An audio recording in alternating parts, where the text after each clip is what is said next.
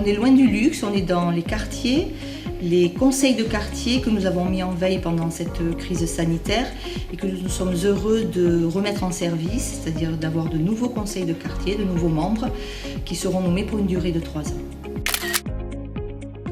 Et les deux, j'ai envie de dire, puisque le conseil de quartier, c'est un lieu où les habitants des quartiers vont pouvoir initier des projets, avoir connaissance des projets portés par les élus et donc être vraiment un lien direct entre les élus justement et les habitants du quartier. Une seule charte mais revue afin d'avoir un nouveau découpage des quartiers. De 5 quartiers, nous passons à 6 quartiers pour répondre à l'évolution démographique de la ville. Et aussi une innovation, c'est Patricia Carmons qui, avec moi, va s'occuper désormais des conseils de quartier puisqu'elle est élue à la citoyenneté déléguée. Voilà, donc une personne qui sera référente pour tous les conseils de quartier. C'est participatif, c'est vraiment un pilier de notre démocratie participative à laquelle nous tenons tant. Effectivement, ça permet aux personnes de s'impliquer dans la vie de leur ville et puis aussi d'être à l'écoute des autres habitants et d'être les personnes qui les relaient auprès de la mairie.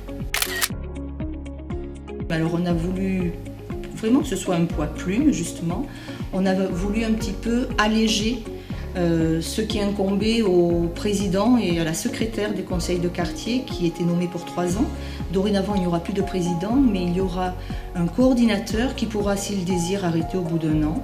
Et pareil pour la secrétaire ou le secrétaire, ils pourront changer à chaque réunion. Ainsi, on pense que ce sera plus facilitant pour les membres du conseil de quartier. Tombola, il est hors de question de désigner d'office des personnes qui vont s'impliquer dans le conseil de quartier.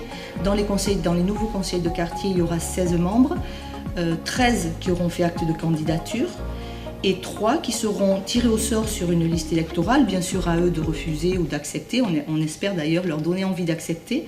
C'est l'idée d'aller chercher des gens qui peut-être d'eux-mêmes n'auraient pas eu l'envie ou voilà, auraient pensé peut-être ne pas pouvoir s'impliquer pour la commune et peut-être justement leur insuffler cette envie et puis avoir avec eux des idées nouvelles et puis voilà, beaucoup d'énergie.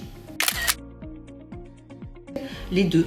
Le conseil de quartier se réunit autant de fois qu'il le veut en réunion interne et réunion publique 1 à 2 fois par an avec les élus, avec le public qui peut poser des questions aussi en fin de séance où justement on pourra débattre des projets, présenter les évolutions de choses qui ont été initiées ou mises en place par la municipalité sur le quartier spécifique.